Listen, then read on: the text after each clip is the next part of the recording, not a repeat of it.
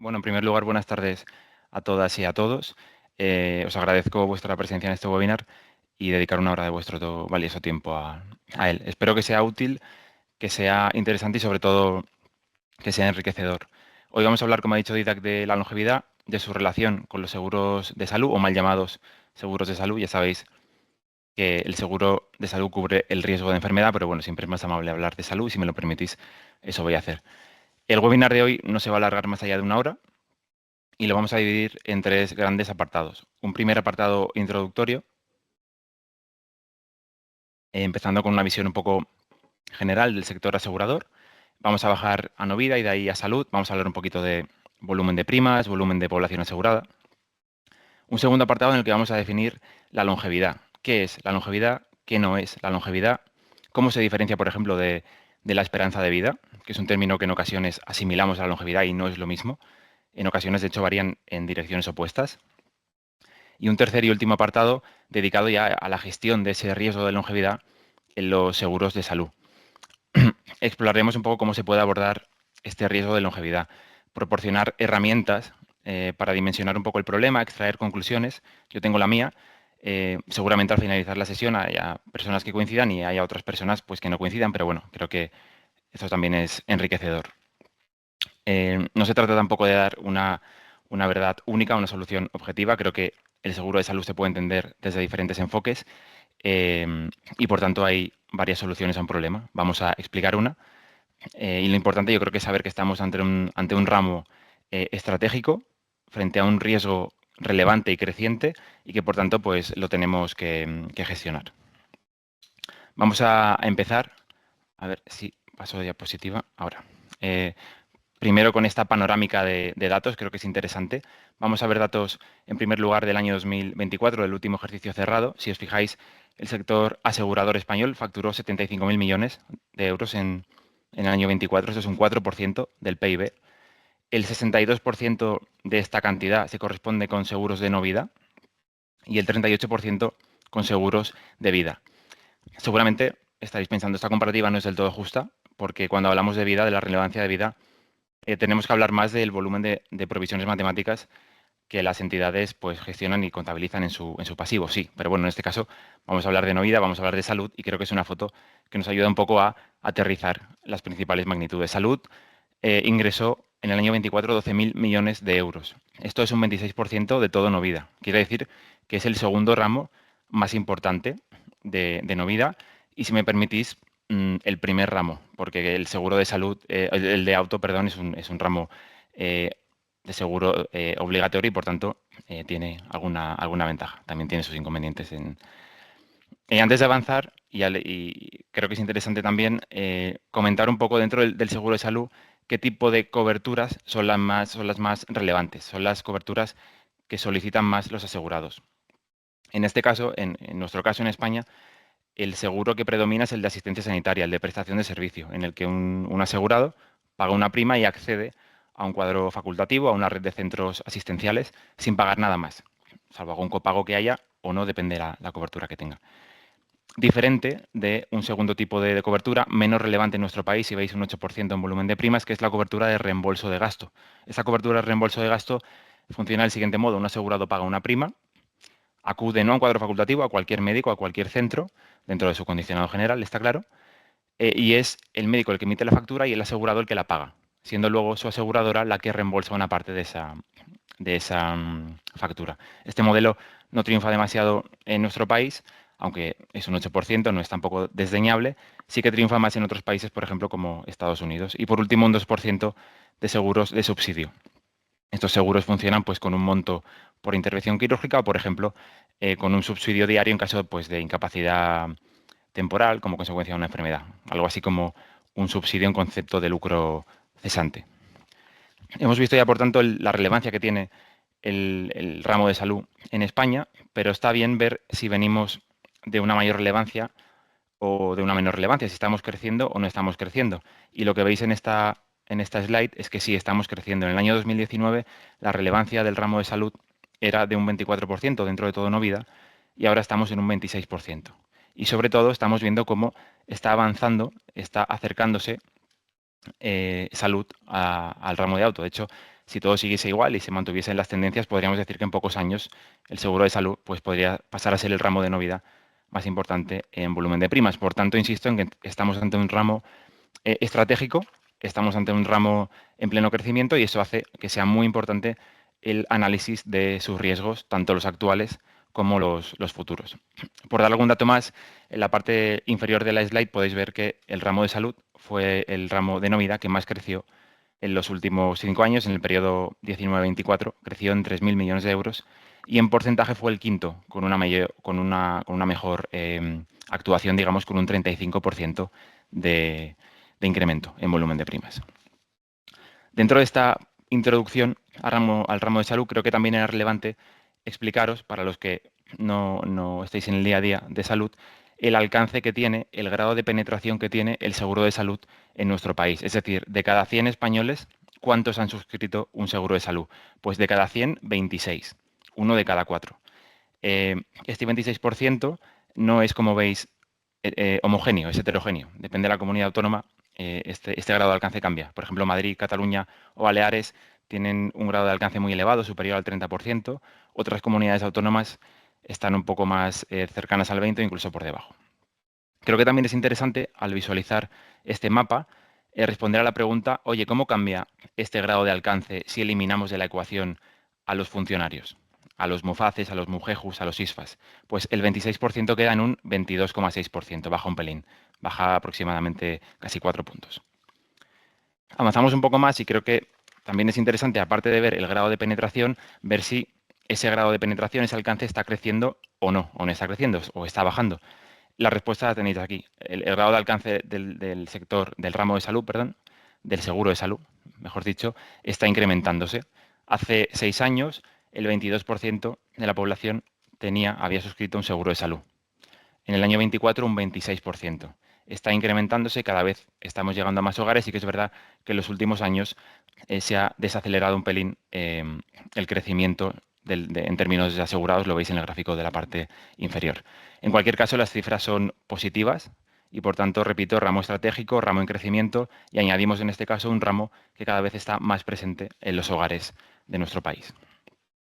Y para acabar este primer apartado introductorio, creo que es interesante analizar quién nos contrata. ¿Quién contrata el seguro de salud? Pues bien, lo contratan los particulares o familias, en este caso en un 49%, uno de cada 2 suscriptores de este seguro son personas físicas. En un 37% la contratación es colectiva, seguros de empresa, asociaciones, agrupaciones, y en un 14% tenemos a los funcionarios, a la administración pública. Si bien el seguro de contratación colectiva está incrementando, cada vez es más relevante, ¿no? Ver que las empresas incluyen en su paquete retributivo un seguro de salud como compensación extra, como pago en especie. También es interesante, creo, analizar, por último, qué pasa con el funcionariado, que ha estado últimamente muy de moda. Aquí podéis ver que el 78% de los funcionarios eligió en el año 2024 estar cubierto bajo el paraguas de nuestro ramo, del ramo de salud. Dentro de este 78%, en número de asegurados, en volumen, lo más relevante, o digamos la mutualidad más relevante, o la organización, el organismo, no es una mutualidad más relevante, sería Muface. Muface tenemos a los funcionarios civiles del Estado. En segundo lugar tenemos a ISFAS con un 31%. En términos de asegurados, en ISFAS encontráis pues al personal de la Guardia Civil, de las Fuerzas Armadas, y con un 4% mucho más pequeño, encontramos aquí en Mujeju al personal de la Administración de la Justicia. Finaliza así esta primera parte del webinar, introductoria, como habéis visto. Hemos pasado por el peso que tiene el ramo de salud, que es relevante, es el segundo dentro del ranking de no vida. Hemos visto la evolución, está creciendo en primas, está creciendo en asegurados. Hemos visto qué tipo de coberturas son las más demandadas, pues el seguro tradicional, el de prestación de servicio. Hemos visto quién nos contrata y hemos visto también pues, una foto un poco de administraciones públicas. Ahora es el momento, creo, de hablar de los riesgos que afectan a este ramo, a nuestro ramo, en este caso al mío, al ramo de salud. Sabéis que riesgos hay muchos, que entendemos por riesgo a la posibilidad de que ocurra un evento futuro, un evento incierto, aleatorio y perjudicioso sobre una persona, una entidad, un sistema. Por tanto, bajo esta definición hay muchísimas contingencias. Hoy solo vamos a hablar de una, de la contingencia de longevidad. Pero creo que para hablar de longevidad lo primero que tenemos que hacer es definir bien el concepto, definir longevidad ampliamente. Y este es un término, bueno, que a mí me parece bastante complejo, aunque a priori pues, pueda parecer sencillo. Para, para empezar, vamos a definir la longevidad de tres formas. En primer lugar, y me parece bastante interesante, recurrir siempre a la etimología, de dónde viene el término. Longevidad proviene, como casi todo en nuestra lengua, del latín longaevitas, y se define como la cualidad de vivir por mucho tiempo. Y está formado, esto ya como curiosidad, por los términos longus, que quiere decir largo, aebus, que quiere decir tiempo, edad, más el sufijo dat, que significa cualidad, o sea, cualidad de vivir por mucho tiempo. Algo similar nos dice la RAE. La RAE define a una persona longeva como aquella que alcanza una edad muy avanzada. Y además nos propone dos sinónimos para longevo, dice vejez y mayor. Es interesante, en este caso, que la RAE proponga como sinónimo de longevo vejez, ya que luego el mundo científico contradice que vejez y longevidad sea lo mismo. De hecho, la tercera definición es una definición científica. Para ello he recurrido a un paleoantropólogo español que es, la verdad, que bastante reputado a nivel nacional e internacional. Seguro que alguno de vosotras lo conocéis. Es este señor que presento aquí, Juan Luis Arzuaga. Es un científico muy reputado, ha sido premio Príncipe de Asturias y es miembro, entre otras, de la National Academy of Science de Estados Unidos. ¿Cómo define un paleoantropólogo, un científico, la longevidad? Pues nos dice que la longevidad es una propiedad biológica de la especie. Cada especie tiene su longevidad y la define como la edad máxima que puede alcanzar un ser, en este caso el ser humano, sin morir previamente como consecuencia de la incidencia de un factor externo, de accidentes, de depredación. La longevidad es algo así como el potencial de cada especie. Además, Arzuaga, este científico, explica en su obra que la longevidad no ha cambiado demasiado con el paso de los años. Se ha movido, pero no mucho. Dice que nuestros antepasados, los primeros Homo sapiens, ya vivían 70 años. Es algo a priori sorprendente. Lo que pasa es que lo hacían en muy pocas unidades, porque había una gran incidencia de la mortalidad infantil y muchísimas causas de mortalidad externa. Pero la longevidad nos dice que sí que ha crecido desde los 70 años, ese techo máximo biológico. Él dice que 70 años es un techo máximo biológico y nos habla de que sí, de que ha crecido, pero que a pesar de que haya crecido, ese extra de vida que ha conseguido la medicina, los avances científicos en prevención, en ese extra aparece un proceso de deterioro, em, lo que quiere decir que aparecen una serie de patologías, de enfermedades. ¿Qué hace además Arzuaga? Pues le lleva la contraria a la RAE y dice que vejez no es un sinónimo de longevidad. La longevidad nos dice la ciencia que es algo biológico y la vejez es algo cultural. Y esto lo explica del siguiente modo. Él dice que si la vejez fuese algo natural, biológico, en la naturaleza existiría la vejez. Y en la naturaleza no existe la vejez. No hay guepardos viejos ni gacelas viejas. Si un guepardo corre un poco más lento y no caza, nadie le va a llevar la comida. Entonces, él dice que como en la naturaleza solo existe la plenitud o la muerte, la vejez no puede ser algo biológico. Es simplemente un dato que creo que es interesante para separar un poco lo que es la longevidad de lo que no es la longevidad. Entonces, ¿con qué definición nos quedamos? ¿No? ¿Con la etimológica, con la de la RAE, con la científica? Pues yo creo que un poco con lo mejor de cada una. Creo que podemos definir la longevidad humana como la cualidad de vivir por mucho tiempo, que es algo además innato a nuestra especie y que puede crecer. Lo que pasa que muy, muy despacio. Más adelante hablaremos un poco de a qué velocidad ha crecido la longevidad. ¿Y cómo podemos relacionar que alguien viva mucho tiempo, que alguien sea longevo, con el seguro de salud? Pues bien, este esquema nos puede servir un poco. Eh, Arzuaga, este científico, nos dice que el tiempo que un ser humano podría vivir sin la incidencia de la medicina sería de aproximadamente 70 años. La medicina ha conseguido alargar la vida, pero en ese exceso de vida aparecen unas consecuencias en forma de deterioro, aparecen patologías, aparecen enfermedades. Y esto es verdad, es evidente en un seguro de salud. Incrementa de forma relevante la siniestralidad, el uso de los servicios médicos asistenciales a partir de los 70 años. Pues sí, la verdad que sí, y lo podéis ver en el gráfico que presento en la parte inferior de la slide. La línea gris representa la evolución de la vida, es una recta. El asegurado va cumpliendo años. La línea azul representa la distribución del gasto médico por edad. Como veis, el gasto se inicia a los 0 años, es elevado, el gasto en un recién nacido, luego cae rápidamente, se estabiliza. Hay un incremento en la etapa de la maternidad, 35, cada vez más 40 años, sigue incrementando de forma paulatina el gasto y a partir de los 65, 70 sobre todo, el gasto médico se dispara.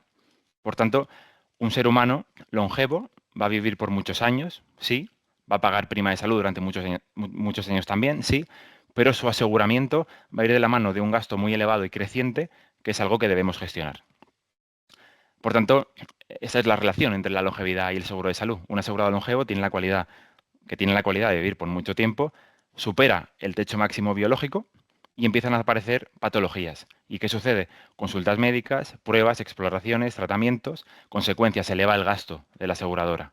¿Y qué pasa? Si esto pasa con una persona, dos o tres, no pasa nada. Pero si sucede con una proporción relevante de mi masa aseguradora, tenemos un problema, un riesgo a gestionar. Y ese riesgo es ni más ni menos que el riesgo de longevidad.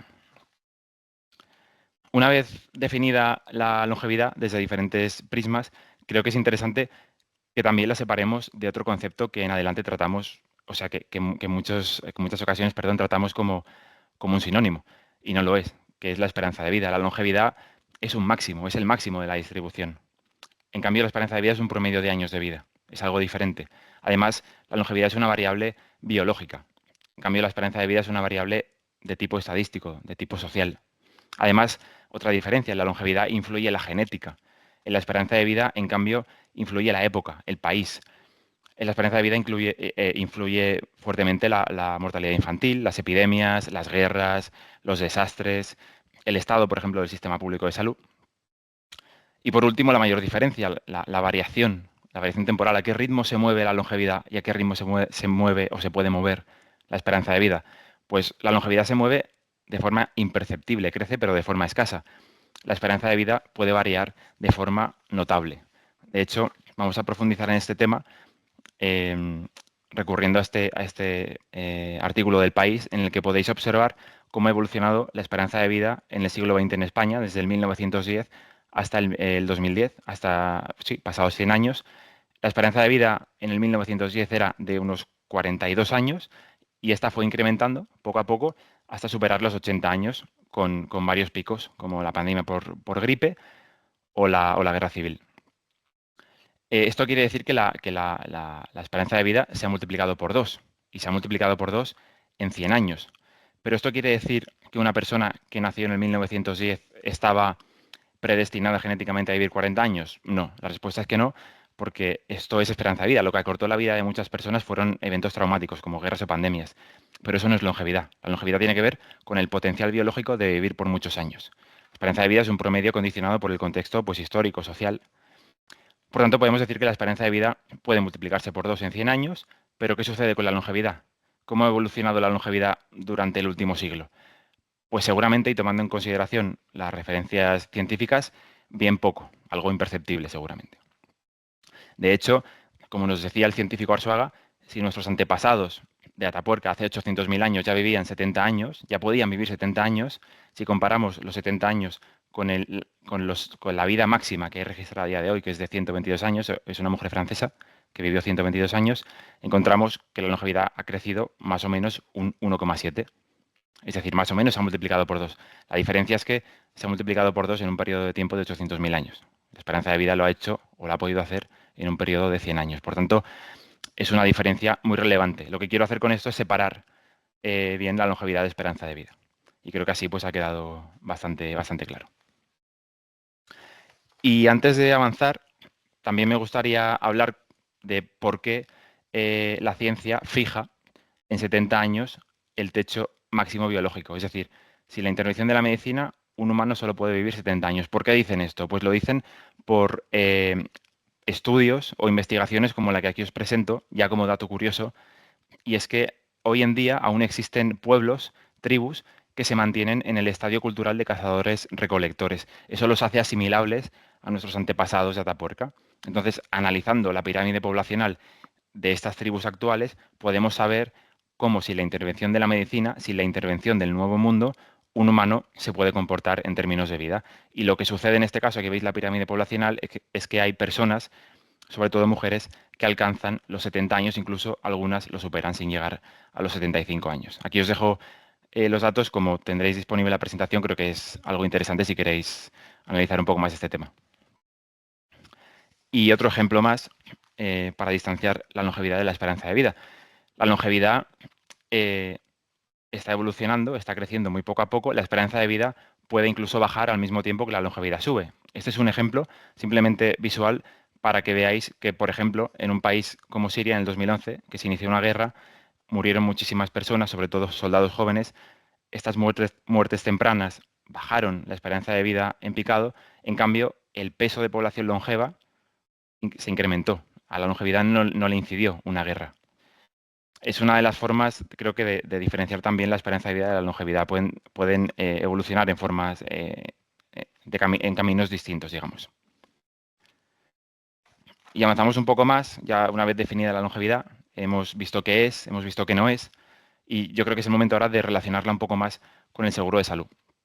Para ello, no hablamos de longevidad, sino del riesgo de longevidad. Entonces, ¿cómo definimos este riesgo de longevidad? Pues yo creo que lo podemos definir como el potencial perjuicio económico que puede aparecer como consecuencia de un estiramiento, de un alargamiento del momento de terminación de la vida de los asegurados. O sea, si un asegurado vive mucho, supera ese techo máximo biológico, incrementa la posibilidad entonces de la aparición de patologías, de desarrollo de enfermedades crónicas, de dependencia, es decir, de necesidades médicas continuas. Por tanto, si un asegurado tiene la cualidad de vivir por mucho tiempo, un asegurado es longevo, seguramente lo va a hacer con un peor estado de salud, suponiendo un gasto relevante para la compañía aseguradora. El riesgo de materialización de ese gasto es justamente el riesgo de longevidad dentro del ramo de salud. Pero, y esta parte es muy importante, este riesgo de longevidad únicamente existe o es relevante si el enfoque de la compañía aseguradora es el del reparto total o parcial del gasto médico de forma colectiva. Es decir, si la compañía aseguradora trabaja con un enfoque de mutualización del riesgo. Si el gasto médico de los más longevos se repercute, no sé si total, pero sí parcialmente, entre toda la masa asegurada. En cambio, si la compañía aseguradora tarifica de forma personalizada, ad hoc, y cada persona paga en función a su propia siniestralidad esperada, no existe como tal el riesgo de longevidad, al menos de forma relevante. Si en un modelo personalizado, si gastas mucho, pagas mucho. Si gastas poco, pagas menos. Y si no puedes pagar, eres expulsado. Y si eres expulsado, pues no hay riesgo. ¿Es esta una solución al problema de longevidad? Hombre, yo creo que no. De hecho, actuar de este modo, con primas personalizadas, incluso con sistemas bonus-malus, creo que tiene consecuencias muy negativas que, de hecho, más adelante desarrollaremos. Antes de avanzar, decir que tampoco existe riesgo de longevidad si tengo 5, 10, 50 asegurados de 85 años en mi cartera.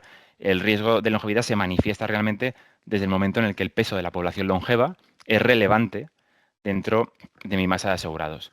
Y creo que para hablar de qué es relevante y qué no, creo que lo primero es visualizar qué peso tiene la población longeva en nuestro país como punto de partida. Para ello vamos a analizar la pirámide poblacional española, que bueno, pirámide lo fue, ahora ya es un rombo como veis, y lo es por la caída de la natalidad. De hecho, el año pasado nacieron unos 300.000 niños, hace 50 años nacieron 670.000. Esa caída de la natalidad ha generado pues esta forma de rombo, digamos. Pero bueno, vamos a lo que nos interesa, que es el peso de la población longeva en nuestro país. Fijaos que la población longeva o candidata a longeva de 70 y más años representa ya un 15% de la masa social, habiendo más que duplicado su representación en los últimos 50 años. Se ve claramente con esta gráfica el cambio de paradigma y el reto que tenemos por delante, no solo por lo que hay, sino por lo que viene. La generación de los boomers, ¿no?, que está aquí más o menos a los 50, 55 años. Por tanto, tenemos que gestionar, tenemos que anticipar y tenemos que prever qué hacer y cómo con esta longevidad que hoy existe y que crecerá en volumen en muy pocos años. Cerramos con este rombo el segundo bloque del webinar, tras hacer una breve inmersión en el sector asegurador de salud, después de definir con detalle el concepto de longevidad. Vamos a seguir ahora con el tema que nos ocupa, que es la gestión del riesgo de longevidad dentro de los seguros de salud. Pasamos, por tanto, al apartado 3, el último de hoy. Vamos a hablar aquí de cómo podemos gestionar esta longevidad dentro de este ramo. Decimos que el riesgo de longevidad aparece, al menos de forma relevante, si las entidades enfocan el seguro de salud, perdón, desde el prisma de la mutualización del riesgo. En cambio, si personalizan el seguro, no existe ese riesgo como tal. Si cada uno paga en base a su siniestralidad, el que no puede pagar sale del sistema. Y sin póliza no hay cobertura y sin cobertura no hay riesgo. Y justamente de ese salir del sistema, de ese efecto expulsión, es de lo que vamos a hablar, del que afecta a los asegurados más longevos, a los asegurados más mayores, a los que llevan muchos años confiando en nuestro ramo, asegurados en alguna de las compañías aseguradoras de salud. Vamos ya, por tanto, dibujando un poco el problema. Si enfoco en mi seguro de salud desde una perspectiva más tradicional, colectiva, solidaria, tengo que afrontar un riesgo de longevidad relevante y creciente. En cambio, si enfoco mi seguro de salud desde una personalización del riesgo, desde un modelo más individual, desde la justicia técnica y el ánimo de lucro, tengo el problema de expulsión, que me puede acabar afectando a mí, al ramo y también a la sociedad. Por ello vamos a acabar el apartado y el webinar proponiendo una, no sé si llamarlo solución, es una propuesta intermedia que se anticipe a estos problemas. Insisto en que la propuesta no es única, ni es una verdad universal, ni objetiva, es simplemente una de las formas de hacer. Y lo interesante y enriquecedor pues es reflexionar sobre el tema, como hacemos hoy, y llegar entre todos, no sé si hoy en otro foro, a una solución compartida que nos aporte seguridad en relación a nuestro ramo. Bien, como decía, el seguro de salud puede entenderse desde dos grandes perspectivas, una más histórica y otra más actual, sin que histórico y actual sean sinónimos de bueno y malo ni viceversa. Son simplemente dos formas de llamar a dos enfoques distintos. El primer enfoque, el histórico, el enfoque de mutualización de riesgos. Es una manera de concebir el seguro de salud como una herramienta de protección mutua, de distribución colectiva del riesgo, basada en la solidaridad. Pero no hablo de solidaridad como sinónimo de caridad, no es esto, es simplemente como un principio que surge de vivir en comunidad, en sociedad. En una sociedad como la nuestra, todos pasamos por distintos estados, esto es evidente. Estamos sanos, mañana seguramente enfermos. Hoy somos jóvenes, mañana mayores, de activos a dependientes. Y en ese tránsito, que todos haremos seguramente, el seguro actúa o debería actuar como un mecanismo de acompañamiento y de protección. Ese acompañamiento me parece un término clave. Este enfoque, por tanto, está vinculado con el origen del seguro. Nació el seguro como una respuesta colectiva ante la incertidumbre, como una modalidad en la que un grupo de personas pues, realizaba unas aportaciones a un fondo común y ese fondo común servía para cubrir los riesgos que pudiesen afectar a cualquiera de sus miembros. Por tanto, este enfoque de mutualización se basa en la confianza, en la estabilidad de un grupo y en la idea de que el riesgo se diluye si se comparte. En contraposición, o en el otro lado, tenemos un segundo enfoque que tiene más presencia cada día, el de personalización del seguro. Aquí el seguro se vincula más estrechamente con la eficiencia económica, con la gestión individual del riesgo y, por qué no decirlo también, con la maximización del beneficio. En este modelo, cada persona paga una prima ajustada a su perfil de riesgo, pues en función a tu edad, en función a tu estado de salud, a tus hábitos de vida, a tu historial médico, etc. Este enfoque, perfectamente legítimo, y de hecho es el que predomina a día de hoy en el mercado asegurador, es el más relevante a día de hoy. Luego hablaremos un poco de las consecuencias que tiene pues, su forma de actuar. Vamos a dejar esta teoría, este primer esquema, para poner algún número sencillo y para diferenciar bien estos conceptos, que bueno, creo que son sencillos, pero bueno, siempre está bien poner algún número. En el esquema de mutualización del riesgo, imaginaos un colectivo pequeño con 3 asegurados, un asegurado joven con una siniestralidad reducida, un asegurado de 50 años con un gasto medio y un asegurado de 80 años con un gasto más elevado. En un modelo de mutualización puro, todos pagarían la misma prima. En un modelo de personalización, cada uno pagaría en función al riesgo cedido individualmente a la compañía aseguradora. En ambos casos se recauda lo mismo, pero lo que cambia es el esfuerzo realizado en términos de prima. ¿Qué pasa en el primer modelo, en el tradicional? Que existe riesgo de longevidad. ¿Por qué? Porque el gasto del asegurado mayor, que es relevante y será creciente, tiene que ser asumido por todo el colectivo. ¿Qué puede pasar? Que si sube la prima de todos, el joven no quiera pagar. Si no quiere pagar y se va de la compañía, se produce lo que llamamos el riesgo de antiselección. Es decir, me quedo con los riesgos malos y se produce un desequilibrio técnico. O, para que no se produzca el desequilibrio, tengo que desnivelar la prima y caminar hacia un enfoque de personalización. ¿Qué pasa en este caso? Que el asegurado mayor, el que genera un gran gasto, va a acabar pagando una prima que está totalmente alineada con ese gasto que genera. La prima repunta y si no puede pagar esa prima, es expulsada del ramo de salud. Y si es expulsada, una persona mayor que lleva mucho tiempo en el ramo, una persona que necesita esa cobertura más que nadie, pues puede generar una situación perjuiciosa de desprestigio, una pérdida reputacional y finalmente, pues también, por qué no decirlo, un desequilibrio. Por tanto, podemos decir que bajo un enfoque de personalización del riesgo, de ajuste individual de la prima, un enfoque más alejado del origen del seguro, no existe, al menos de forma relevante, un riesgo de longevidad. Pero en este caso sí que puede aparecer, y de hecho ya está apareciendo, un efecto de expulsión de los más mayores, de los más vulnerables, de los que más necesitan un seguro, por el que además han estado pagando durante muchos años.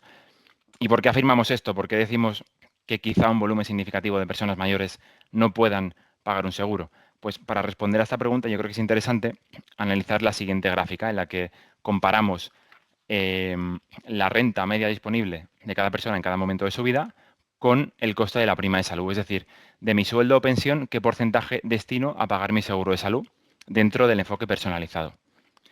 Lo que veis aquí pues, está bastante claro. Hasta los 50 años, la prima representa aproximadamente un 5% de la renta disponible. Es decir, desde los 20 hasta los 50 años, la prima va aumentando, pero también lo hace mi salario en general. Por tanto, el esfuerzo económico que supone el seguro se mantiene relativamente estable en términos porcentuales. Pero ¿qué pasa si os fijáis a partir de los 60, sobre todo 70 años? Aquí el panorama cambia. Los trabajadores se van jubilando y el salario, o mejor dicho, la pensión, deja de crecer. De hecho, en algunos casos disminuye. Sabéis que la tasa de reemplazo en España de las pensiones está en torno al 80%, lo cual quiere decir que si yo me jubilo con una última nómina de 2.000 euros, pasaré a cobrar 1.600. Eso quiere decir que pierdo poder adquisitivo, pierdo capacidad de pago. Así que cuando nos acercamos a esa edad crítica, a ese techo biológico del que nos hablaba Arzuaga, de 70 años, las personas entran en una nueva etapa de estabilidad de ingresos y sobre todo de poco margen de maniobra. A esa edad creo que es difícil conseguir grandes incrementos en renta disponible. Si esa renta que se aplana la comparamos con la evolución de la prima, lo que vemos es que mientras que la renta continúa estable, la prima repunta y repunta en un modelo personalizado de forma bastante correlacionada con el gasto que representa, el gasto médico que representa ese asegurado. Por tanto, y poniendo un ejemplo, esa persona que se jubilaba con 2.000 euros y pasaba a percibir 1.600 de pensión, tendría que pagar una prima siguiendo estos porcentajes que son actuales del año 2020-2025, tendría que pagar una prima de salud de unos 250 o 300 euros. Y esto no está al alcance de cualquiera.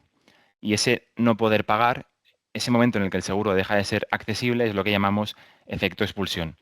Y ese efecto es una consecuencia directa de este modelo personalizado del riesgo, de este modelo individual, que si bien tiene lógica actuarial, tiene lógica económica, plantea serios desafíos éticos y sociales, sobre todo cuando hablamos de salud, ya que no estamos hablando del ramo de auto ni de un seguro sobre las cosas, es un seguro sobre la salud y creo que esto es bastante relevante. Y hablo de desafío ético, de impacto social, ya que el efecto expulsión se produce en el momento más delicado, cuando las personas más necesitan de los servicios asistenciales, cuando la cobertura médica deja de ser una opción y se convierte en una necesidad para las personas. Y ese efecto expulsión no es neutro, puede tener consecuencias importantes tanto a nivel reputacional como a nivel social.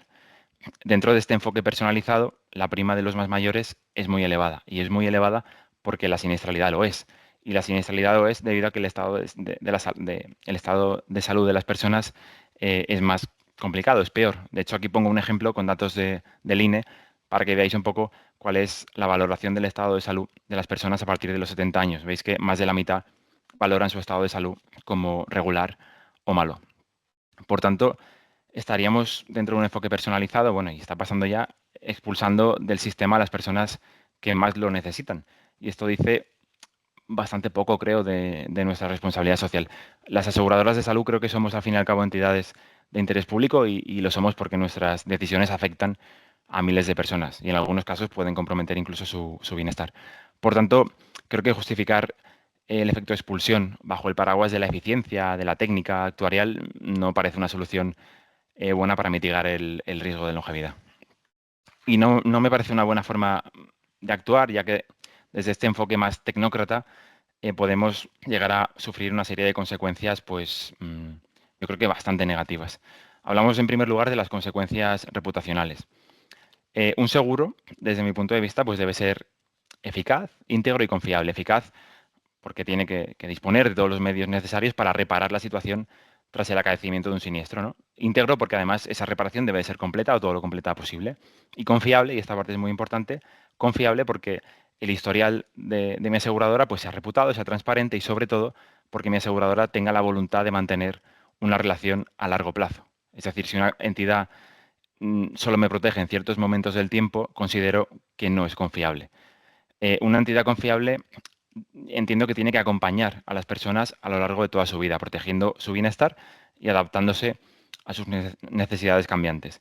Y como he dicho antes, este término de acompañar me resulta clave para garantizar la confianza de los asegurados en el tiempo y por ende nuestra reputación como entidades aceptantes y gestoras de un riesgo que alguien decide cedernos, que alguien decide confiarnos.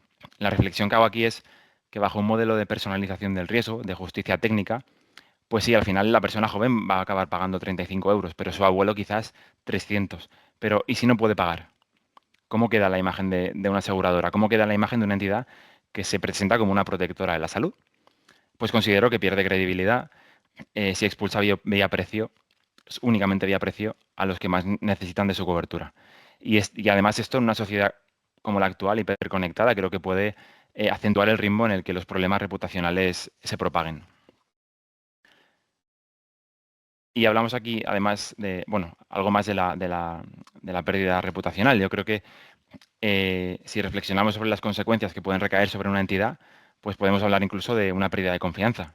Los asegurados actuales de la compañía, incluso los potenciales, pueden dejar de vernos como una entidad confiable, temiendo ser excluidos en el futuro o teniendo que dedicar una gran parte de su renta disponible para mantenerse como asegurados.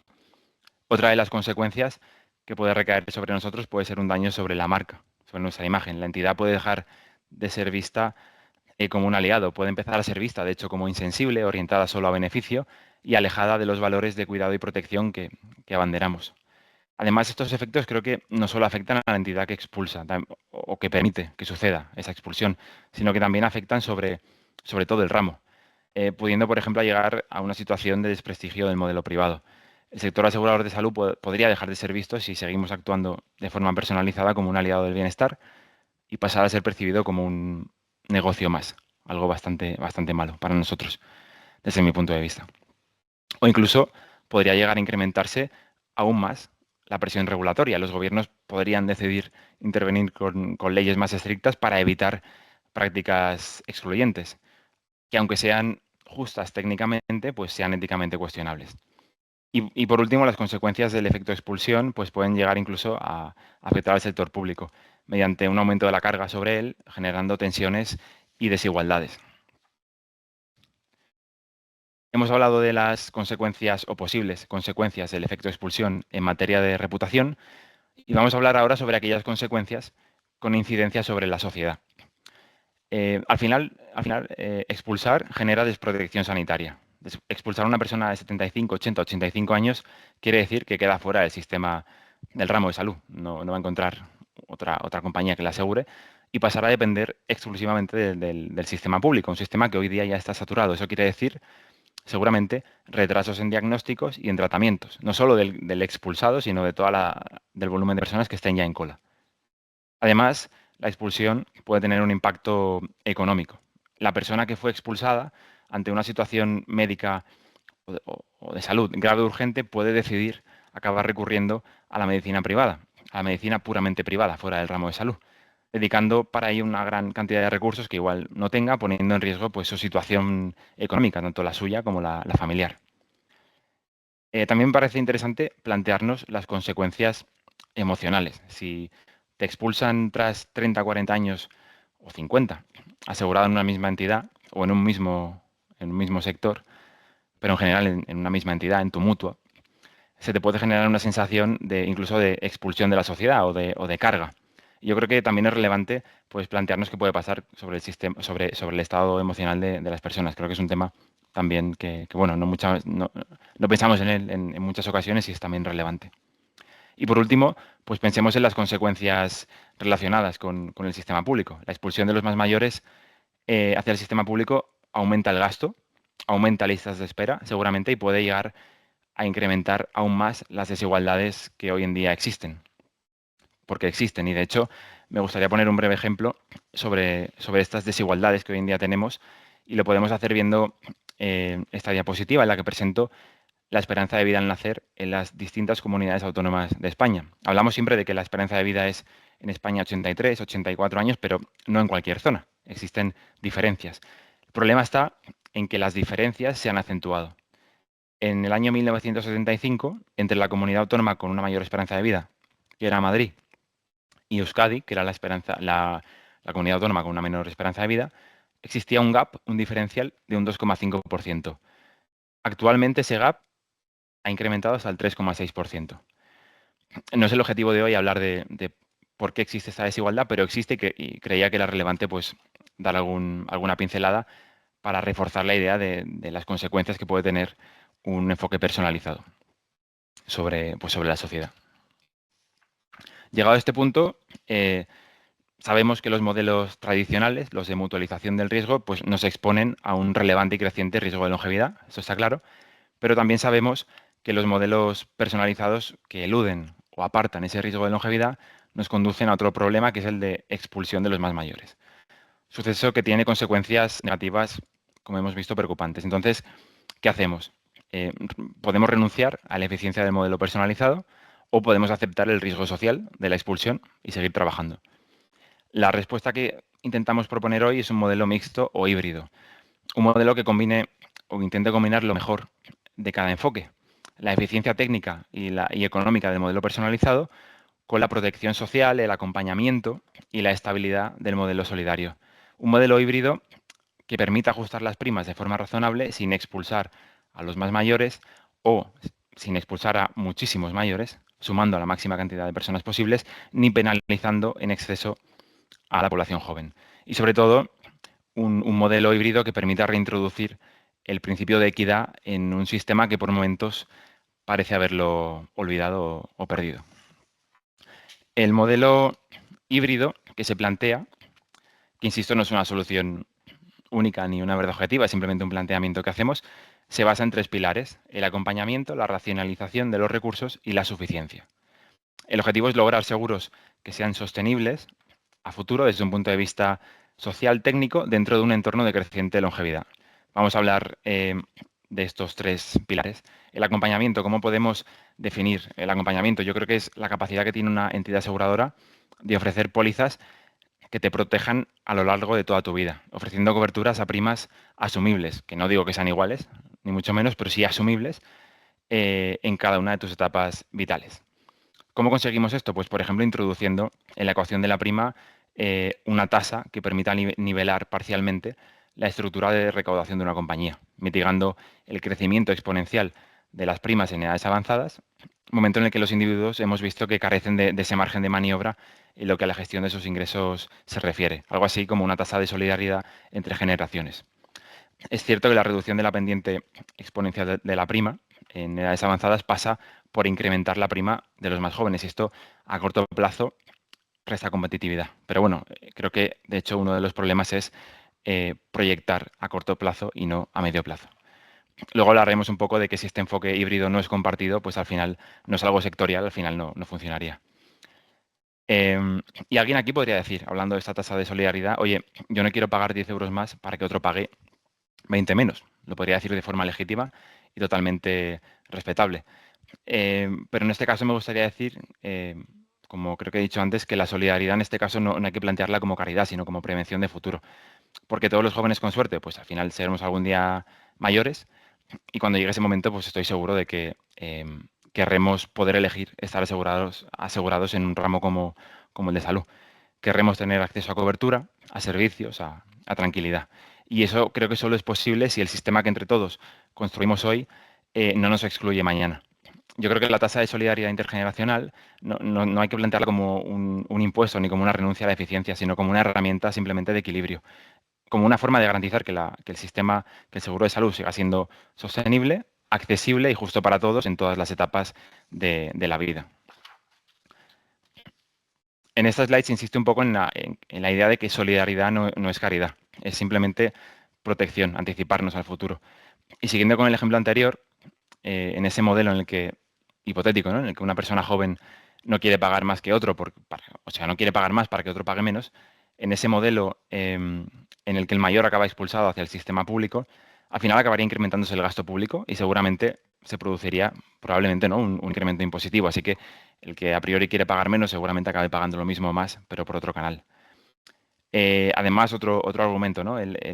Una persona joven que hoy no quiera pagar más para que otro pague menos, al final hoy está disfrutando también de un estado del bienestar, de unos servicios por los que sí está pagando, pero por los que está pagando, por los que ha pagado durante mucho menos tiempo que una persona longeva, a la que seguramente estemos expulsando del sistema. Por tanto, como digo aquí, tampoco se trata de que paguen unos por otros, sino de que todos contribuyamos a que un sistema sea sostenible y que nos proteja, nos aseguremos, perdón, que nos proteja cuando lo necesitemos. Yo creo que la solidaridad hay que plantearla no como caridad, sino como una inversión en nuestro propio futuro como ramo asegurador de salud. El segundo pilar de esta propuesta es la racionalización. Evidentemente, el seguro debe disponer de un conjunto de medidas, de procesos, de controles que garanticen un uso responsable de los servicios asistenciales que ponemos a disposición de los asegurados, porque no todos tienen por qué hacer un uso responsable. De hecho, pasa que hay personas que hacen un mal uso de los servicios que tienen a su disposición. Aquí presento algunas ideas, hay otras más. Por ejemplo, podemos hablar de copagos simbólicos en servicios de alta demanda para evitar un uso excesivo.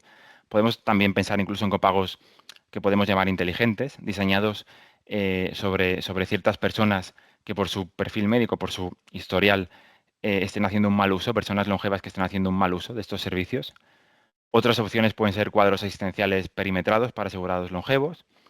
Importante también puede ser quizá una figura de un médico de cabecera, es decir, sabemos que el asegurado en general no tiene conocimientos médicos y frente a un dolor o una molestia, pues cualquiera de nosotros puede empezar a acudir a especialistas, someternos a pruebas quizás innecesarias, incrementando el coste de una aseguradora pues de forma ineficiente. Al final la figura de un médico de cabecera lo que puede hacer es como de gestor, de orientador, optimizando un poco los recursos asistenciales, guiando al asegurado hacia la atención más adecuada según su perfil clínico y necesidades reales en ese momento. Otras opciones pueden ser, pues, por ejemplo, protocolos de autorización o, por qué no, campañas de corresponsabilidad. Creo que es importante que los asegurados conozcan el valor intangible que tiene el seguro de salud, sobre todo cuando el seguro de salud se comporta de forma responsable con la sociedad, de forma solidaria entre generaciones. Y hemos hablado de acompañamiento, de racionalización y, por último, eh, y no por ello menos importante, porque al final es un concepto clave en el seguro, pues el concepto de suficiencia. Al final, si aplicamos una tasa solidaria entre generaciones, como decíamos en el primer pilar, lo que es muy importante es que la aplicación de esa tasa sea una operación de suma cero. Eso quiere decir que lo que haga esa tasa sea simplemente repartir entre generaciones el volumen de primas, sin alterarlo. De hecho, aquí pongo un ejemplo en el que para una misma población asegurada, una compañía aseguradora ingresaría el mismo volumen de euros, digamos, en primas. Tenéis la línea azul, que se corresponde con un modelo de mutualización puro, una prima nivelada a la que difícilmente ya volvamos, ¿no?, que era un modelo más propio del pasado. Una línea roja, que está más vinculada con un modelo personalizado, una prima, como veis, mucho más desnivelada. Y la línea verde sería un ejemplo de este modelo híbrido que proponemos en este webinar. Un seguro suficiente, con mecanismos de control del gasto, y solidario, aunque como veis, no todos pagan lo mismo. Es decir, un seguro sostenible en el tiempo, un seguro que sume, que no expulse. Ya para acabar, comentar bueno, creo que el problema que tenemos es sectorial y que para un problema sectorial, pues seguramente la solución deba ser también sectorial. Si únicamente unas pocas entidades adoptan o permanecen en modelos basados total o parcialmente en la mutualización, el modelo híbrido no funciona, se acabaría desequilibrando. Si mi prima es solidaria y la de la competencia no, sobre mí va a recaer el riesgo de antiselección y, por tanto, el desequilibrio técnico.